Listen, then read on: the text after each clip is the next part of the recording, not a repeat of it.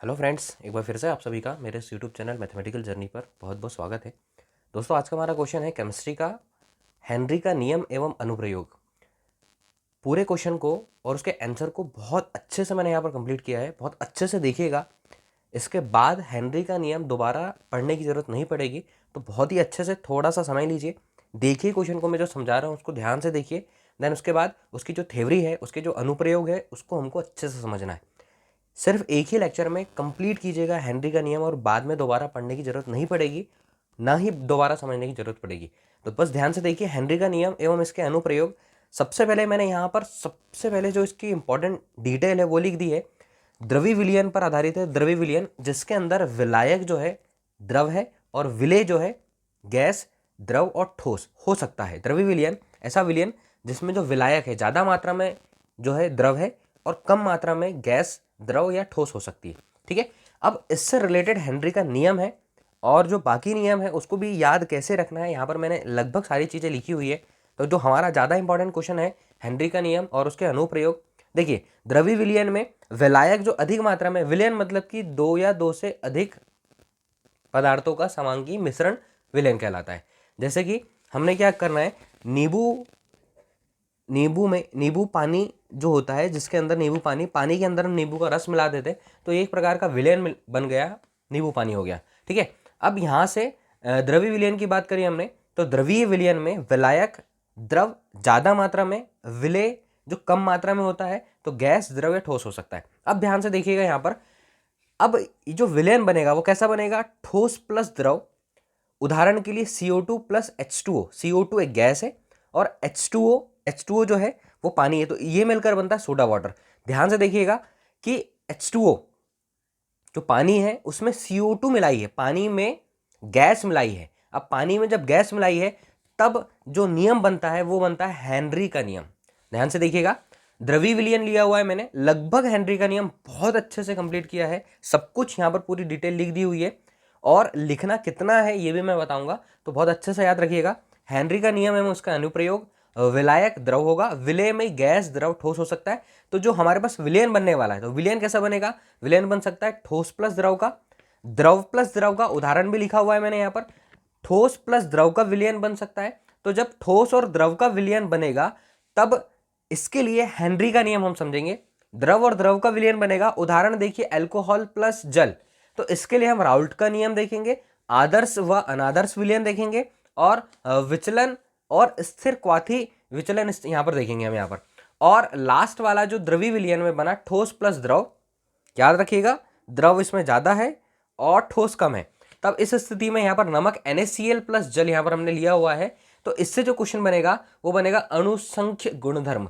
लगभग सारी चीजें क्लियर कर दी है। हेनरी का नियम, हेनरी के नियम में उदाहरण लिया है soda water, CO2 plus H2O। CO2 एक गैस है, H2O पानी है। तो ध्यान दीजिएगा हेनरी का नियम जो हम पढ़ रहे हैं, जिसके अंदर पानी में या जल में किसी भी गैस को मिलाना, ये हेनरी ने इस पर एक नियम दिया था, पानी में किसी गैस को मिलाना। ठीक है, अब देखिए यहां से मैंने लगभग कुछ चीजें और लिखी हुई है, तो यहां पर अब देखिए, देन उसके बाद हम हेनरी के नियम पर आते हैं। जो बेसिक नियम है जो हमको याद रखना है, एग्जाम में लिखना है, ये एग्जाम में नहीं लिखना है, सिर्फ समझा रहा हूं ताकि आपका बेस अच्छे से क्लियर हो जाए।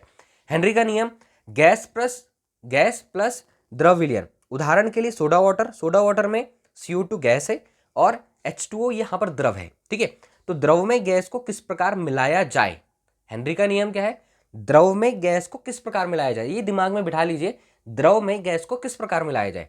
अब इसका फिजिकल मीनिंग, यहां पर एक मोलेंस की बात आएगी, तो फिजिकल मीनिंग देखिए इसका, कि बताता है कि दो चीजों में जो मिलकर और विलयन बना है इसमें कौन सा ज्यादा है और कौन सा कम है।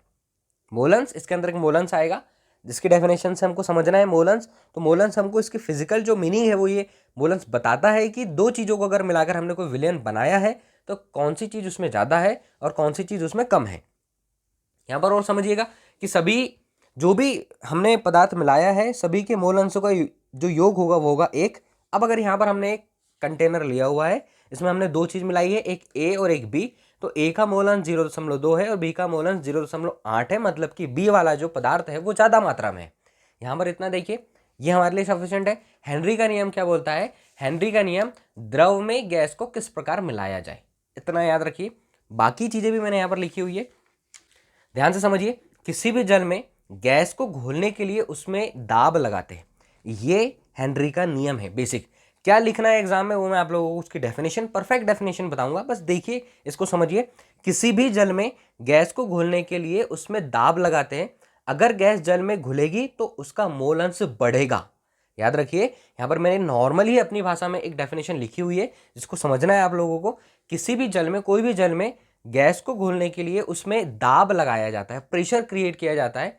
अगर गैस जल में घुलेगी, अगर गैस जो है जल में घुलेगी, प्रेशर डालकर उसमें घोलना पड़ेगा तो मोल अंश बढ़ेगा, उसका मोल अंश बढ़ जाएगा। मोल अंश क्या है उसका फिजिकल मीनिंग मैंने आप लोगों को बता दिया। अब समझिए यहां से, दाब बढ़ाने पर मोल अंश भी बढ़ेगा, मतलब जो दाब है और ये जो मोल अंश है एक दूसरे के समानुपाती है। दाब बढ़ाने पर गैस का मोल अंश बढ़ेगा, तो दाब मतलब प्रेशर P समानुपाती XG, मतलब कि यहां पर गैस का मोल अंश, यहां पर मैंने XG लिख दिया है। अब जब प्रोपोर्शनल का साइन हटाएंगे तो P is equals to KH into G हो जाएगा, जो कि हेनरी का नियम है, हेनरी स्थिरांक है। KH जो है हेनरी का स्थिरांक है। यहाँ पर एक ग्राफ बना दिया है, P जो ग्राफ है दाब के लिए और X जो बनेगा वो मोल अंश के लिए। तो इन दोनों का ग्राफ ऐसा बनेगा जब दोनों एक दूसरे के प्रोपोर्शनल होगा। दाब बढ़ाने पर गैस का मोल अंश बढ़ेगा, दाब घटाने पर गैस का मोल अंश कम होगा। यहाँ पर मैंने इसका नियम लिखा हुआ है, देन इसके बाद मैं आपको पूरी चीजें बताता हूँ कि एग्जाम में कैसे लिखना है। इस नियम के अनुसार स्थिर ताप पर गैस का आंशिक दाब वाष्प प्रावस्था P इस विलयन में गैस के मोल अंश के समानुपाती होता है। हेनरी का नियम मैंने आप लोगों को बता दिया। हेनरी का नियम बेसिकली किस चीज पर डिपेंड करता है? हेनरी का नियम बेसिकली किस चीज पर डिपेंड करता है कि द्रव में गैस को किस प्रकार मिलाया जाए, हेनरी का नियम में बताता है। और द्रव्य विलयन से मैंने यहाँ पर पहले ही बता दिया, विलायक द्रव, विलय गैस, द्रव ठोस होगा द्रव्य विलयन के अंदर, जिसके अंदर द्रव अधिक मात्रा में होगा। तो ठोस प्लस द्रव की स्थिति जब बनेगी कि किसी भी जल में गैस को हमको मिलाना है, इसके लिए जो नियम बना वो हेनरी का नियम बना। तो दोस्तों इसको समझिए, देन इसके बाद मैं आप लोगों को बताता हूँ कि एग्जाम में कितना लिखना है। ये सिर्फ बेसिक इसका कॉन्सेप्ट था, मैं आपको एग्जाम में कितना लिखना है ये बताता हूँ ताकि आप एग्जाम को बहुत अच्छे से कंप्लीट कर पाए। क्वेश्चन है हेनरी का नियम एवं इसके अनुप्रयोग। तो देखते हैं हेनरी का नियम, जो एग्जाम के लिए हमको डेफिनेशन कंप्लीट करनी है, और उसके अनुप्रयोग क्या क्या हो सकते हैं। क्वेश्चन है हेनरी का नियम तथा इसके कुछ महत्वपूर्ण अनुप्रयोग। बाकी सारी चीज़ें मैं समझा चुका हूँ, जो एग्जाम में लिखना है हमको उसके लिए सफिशिएंट क्वेश्चन है। यहाँ पर देखिए, हेनरी का नियम, इस नियम के अनुसार स्थिर ताप पर किसी द्रव में गैस की विलेयता गैस के दाब के समानुपाती होती है। याद रखना है, मैंने आप लोगों को पहले ही बता दिया कि अगर किसी भी द्रव में हमको गैस को घोलना है तो उसके अंदर एक प्रेशर क्रिएट करना पड़ेगा, उचित दाब लगाना पड़ेगा, जिससे कि वो गैस उस जल के अंदर विलय हो सके आसानी से। तो हेनरी ने इस पर एक नियम दिया।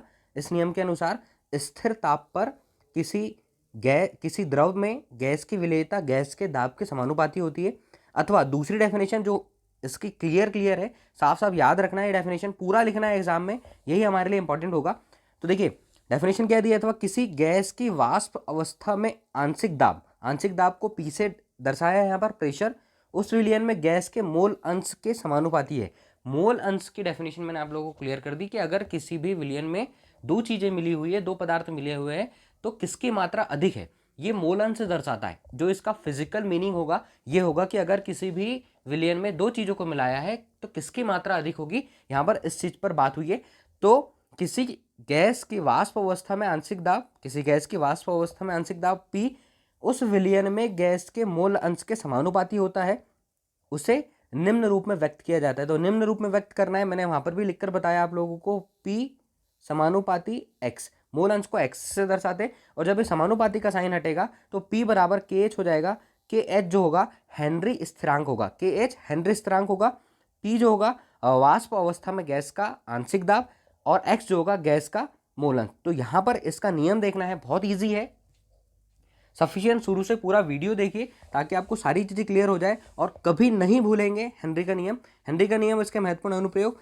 हेनरी का नियम, इस नियम के अनुसार स्थिर ताप पर किसी द्रव में गैस की विलेयता द्रव में किसी गैस को घोलना है, ऐसा याद रख सकते, गैस के दाब के समानुपाती होता है। जितना वाष्प दाब आप किसी बोतल में बढ़ाओगे, उदाहरण के लिए सीधी सीधी बात है, किसी स्प्राइट या कोई भी ठंडे की जो बोतल होती है जिसको ऊपर से एक पैक ढक्कन से कंप्लीट कवर कर लिया जाता है, तो उसके अंदर गैस घुली होती है, CO2 घुली होती है। तो उसके अंदर गैस को घोलने के लिए वहाँ से आप याद रख सकते हो, गर्मी में ठंडे की जो बोतल आती है, पेप्सी वगैरह या कोक की जो बोतल होती है उसके अंदर CO2 गैस घुली होती है, और CO2 को उसके अंदर घोलने के लिए उसको एक उचित दाब से उसको बंद किया जाता है। अगर आप उसको सेक करके उसके ढक्कन को ओपन करोगे तो उसके अंदर पूरा का पूरा जो कोक या पानी है वो बाहर हो जाएगा, ये याद रखना है। तो जैसे ही उसको सेक किया, उसका टेम्परेचर बढ़ा और ढक्कन को ओपन करने पर एक प्रेशर से वो बाकी सारी चीज़ें बाहर हो गई।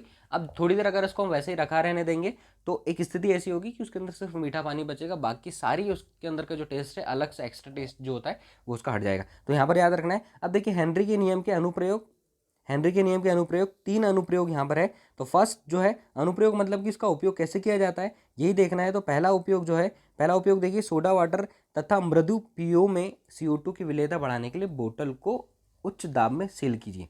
देखिए मैंने आपको पहले बता दिया, इसका उचित उदाहरण सबसे अच्छा एग्जाम्पल यही है। सोडा वाटर तथा मृदु पेयों में CO2 की विलेयता बढ़ाने के लिए बोतल को उच्च दाब में सील कीजिए। सेकंड, रुधिर में नाइट्रोजन की अत्यधिक सांद्रता के विषैले प्रभाव से बचने के लिए गोताखोरों द्वारा श्वसन हेतु प्रयुक्त टैंकों में हीलियम मिलाकर तनु की गई वायु को भरा जाता है। जो गोताखोर होते अपने साथ ऑक्सीजन का सिलेंडर लेके जाते, जैसे ही वो समुद्र के तल पर होते तब उनके ऊपर सिर्फ वायुमंडलीय दाब काम करता है, और जैसे ही वो समुद्र के अंदर जाते तो वायुमंडलीय दाब वहाँ से हटकर अब यहाँ पर जल का दाब बढ़ता है। जैसे जैसे वो नीचे चले जाते हैं वैसे वैसे जल का दाब अधिक होते होते जाता है। तो उसके अंदर जो घुली गैसें हैं वो सांस के द्वारा ब्लड में चली जाती है। अब जैसे ही वो बाहर आएंगे, पानी से बाहर आएंगे, तो वाष्प दाब टेम्परेचर बढ़ जाएगा और उसके अंदर की जो बाकी गैस है वो कहीं से भी मतलब कि बॉडी से निकल जाएगी, और ऐसी स्थिति में ज़्यादा दिक्कत भी हो सकती है और या तो उसकी जान भी जा सकती है। तो उसको कम करने के लिए उसमें क्या किया, हीलियम मिलाया 11.7%, 56.2%, नाइट्रोजन तथा 31.1% ऑक्सीजन गैस मिलाकर ऑक्सीजन सिलेंडर में भरकर और गोताखोरों के लिए थोड़ी चीज़ें आसान बना दी। तो सेकंड वाला पॉइंट याद रखना है, रुधिर में नाइट्रोजन की अत्यधिक सांद्रता के विषैले प्रभाव से बचने के लिए गोताखोरों द्वारा श्वसन हेतु प्रयुक्त टैंकों में हीलियम मिलाकर तनु की गई वायु को भरा जाता है।